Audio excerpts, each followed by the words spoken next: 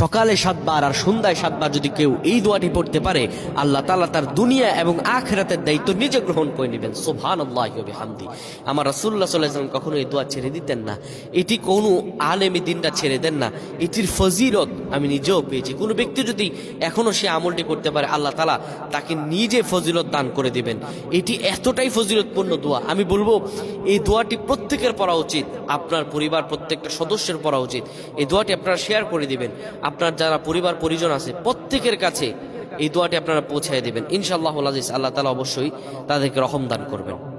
রাসূলুল্লাহ সাল্লাল্লাহু আলাইহি ওয়াসাল্লাম বলেন, কোন ব্যক্তি যদি সকালে 7 বার আর সন্ধ্যায় 7 বার পড়তে পারে, হাসবি আল্লাহু লা ইলাহা ইল্লা হু আলাইহি তাওয়াক্কালতু ওয়া হুয়া রাব্বুল আরশিল আযীম। হাদিস আবু দাউদের 321 নম্বর হাদিস।